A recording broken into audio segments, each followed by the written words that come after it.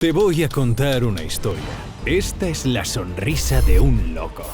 Un loco que veía pases imposibles donde los demás solo veíamos sombras. El mismo que recibió el título del tacón de Dios después de dar una de las asistencias más salvajes de la historia del fútbol. Un rockero, un rebelde, un insurgente que convirtió el odio en gasolina. Pusieron a Zidane por delante de él. Pusieron a Beckham por delante de él. Pero hasta Ronaldo Nazario se rindió ante su magia porque veía cosas que nadie podía ver. Hasta convertirse en un icono del Real Madrid.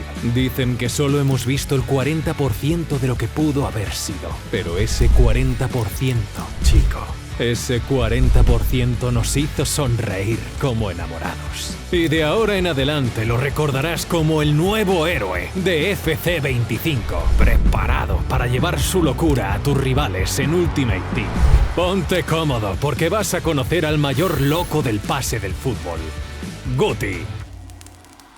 Guti nació en Torrejón de Ardoz, en Madrid, en 1976. Su historia no se puede entender sin conocer la humildad de su barrio, de sus calles. Aquellas que vieron los primeros balonazos contra la pared de un chaval que sería un héroe del Real Madrid. Pero al principio coqueteó con el Barça, una foto que dio muchas vueltas años después con la peña del Barcelona en Torrejón. Pero según dicen en el barrio, cuando cogió conocimiento, se hizo del Madrid. El propio Guti lo desmintió todo por Twitter. Cuando uno no tiene pasta para comprar camisetas y quiere jugar con sus amigos, cualquier camiseta vale. Lo que estaba claro era su amor por el fútbol. Era la joya del equipo local, el Rayito de Torrejón. Y su primer escalón al cielo llegó de forma fortuita en un amistoso.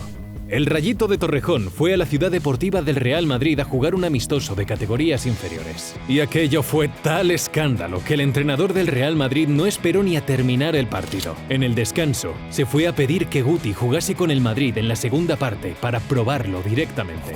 El genio hizo vibrar su lámpara y el color blanco se convirtió en su propia piel. 2 semanas después, el Real Madrid le hizo firmar un contrato. El héroe había emprendido su camino. Pero como todo héroe, su viaje estaría lleno de pruebas. Tardó en llegar al primer equipo porque no se desarrolló físicamente tan rápido como sus compañeros, y en aquella época imperaba la altura y el músculo. Aquella generación de futbolistas no solo tenía a Guti. Sus compañeros, ahora amigos de por vida, eran Álvaro Benito y Raúl, uno de los mayores emblemas de la historia del Real Madrid. Pero en aquel entonces Raúl solo era un chaval más, justo la antítesis de Guti. El jugador más implicado, todo corazón, inagotable, el novio perfecto.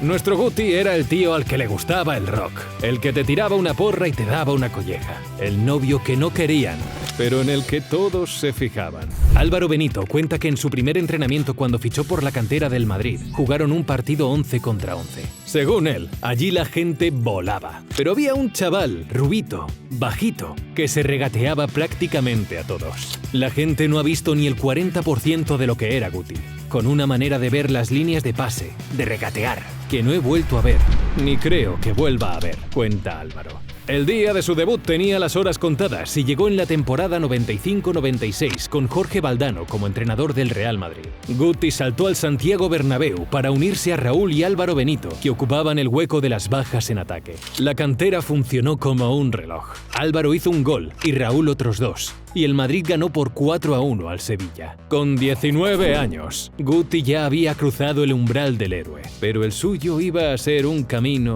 tortuoso. Sus primeros años en el Real Madrid fueron complicados, a pesar de ganar su primera liga y una Supercopa en el 97 y las Champions de 1998 y 2000. No dispuso de muchos minutos, fue un jugador de plantilla que aumentaría su presencia año tras año, hasta la llegada de Vicente del Bosque en 1999. El maestro del bigote estaba llamado a hacer historia en el Real Madrid, y Guti se convertiría en uno de sus adalides. Pero todo tenía una razón. Del Bosque era el jefe de la cantera. Conocía de sobra al chaval rubio con el que todos se habían quedado boquiabiertos. De hecho, cuando le hablaban de cualquier jugador de la cantera de otro club, su respuesta era siempre la misma.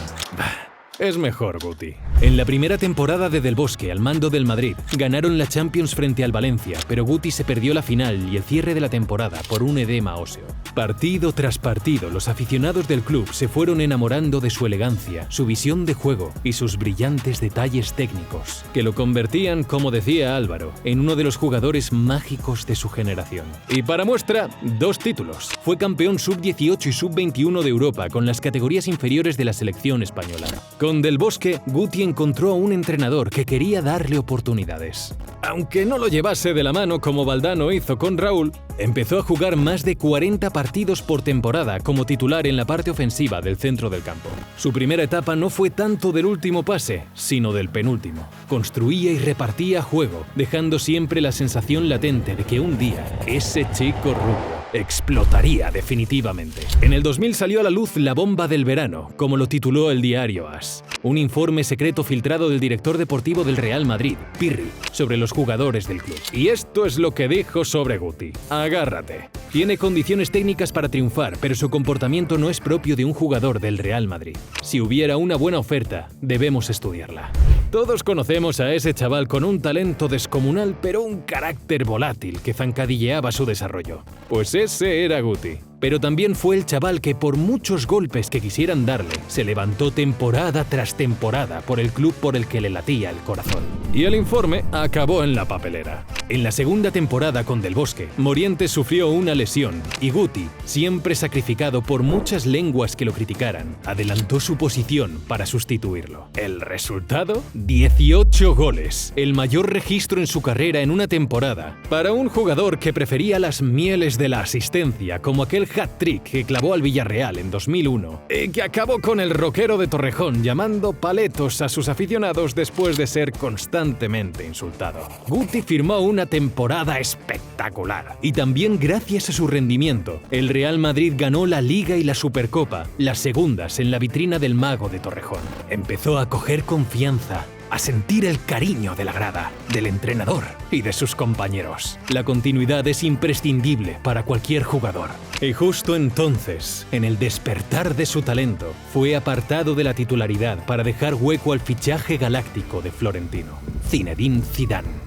A pesar de su buen rendimiento, Guti volvió a asumir un papel secundario. Sus oportunidades se redujeron a tapar huecos allá donde era necesario, pivotando entre distintas posiciones del centro del campo, pero muy lejos de esa media punta que lo había hecho brillar. Empezaron a cuestionar su carácter, su espíritu y su disposición. Todo el mundo veía al genio que se escondía detrás de la máscara, esa que con ironía y un puntito macarra defendía de los constantes ataques a su estilo de vida. Durante la época del Madrid de los Galácticos, Guti sumó en 2002 su segunda Champions League en una final en la que no llegó a jugar ni un solo minuto. Y ni siquiera Del Bosque le garantizó un hueco en un Real Madrid en el que brillaba el astro francés junto a Figo y Ronaldo. Pero nadie podrá olvidar el sensacional partido que permitió al Real Madrid remontar al Bayern de Múnich en cuartos de final, que llegaba con ventaja de 2-1.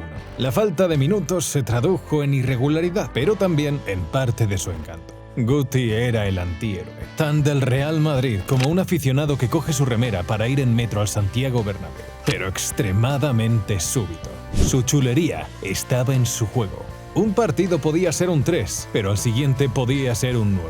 Un insurrecto, sí, pero una personalidad creativa y caótica que tanto echamos de menos en el fútbol tan meticulosamente estructurado de hoy. En 2003, el Madrid fulminó de forma inesperada a Vicente Del Bosque y fichó a Carlos Queiroz. Y ese fue el remate definitivo a las esperanzas de nuestro héroe. La llegada de David Beckham empezó a sembrar dudas sobre su futuro en el club. Esa era la dinámica de Guti. Cuando firmaba un partido excepcional, se apostaba por otro jugador. Pasó con Zidane y después con Beckham. Pero su falta de protagonismo en el campo no desapareció en las calles. Guti fue uno de los primeros en no arrugarse ni bajar la cabeza con sus tatuajes, las mechas y los pendientes. Aquella metrosexualidad de la que tanto se burlaban y que acabó con insultos coreados por las gradas de tantos equipos cuando pisaba el césped para vergüenza del fútbol. Pero Guti convirtió la ira en su combustible. Fueron años de muchos vaivenes, de Zidanes y Pavones, de giras inagotables por Asia y planificaciones físicas desastrosas. El Madrid de los Galácticos no funcionó del todo como se esperaba,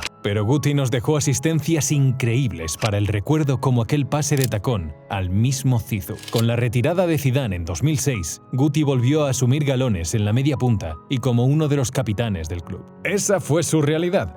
Por mucho que cuestionasen su compromiso, allí estaba. Cuando el Madrid necesitaba un revulsivo, Guti salía del banquillo. 7 años después, seguía en el Real Madrid y fue clave para ganar la Liga con partidos como la remontada al Sevilla, cuando entró en el 57 y su visión de juego puso el partido patas arriba. Con Schuster en 2007, Guti fue el máximo asistente de la Liga con 18 pases de gol y firmó uno de los mejores partidos de su carrera. Agárrate al asiento. Con 2 goles y 5 asistencias en un 7-0 al Real Valladolid. Pero fue en su última temporada en el Real Madrid, en la 2009-2010, cuando Guti entró en el Olimpo del fútbol, con una de las jugadas más insólitas y soberbias de la historia del fútbol. Fue un Real Madrid Deportivo de La Coruña en Riazor. Kaká dio un pase con el que Guti se quedó solo delante de Aranzubía, el portero del Depor. Ahora recordad el carácter tan criticado de Guti, su valentía, su sonrisa provocadora, su espíritu indómito. Y el mago hizo lo imposible, lo impensable. En vez de tirar, Guti dio un taconazo a su espalda sin mirar. Cuando todos los aficionados del fútbol clamamos al cielo ante su locura, apareció Benzema para enchufarla a placer. Donde nosotros veíamos sombras, Guti veía colores. Pases imposibles que se convirtieron en su sello.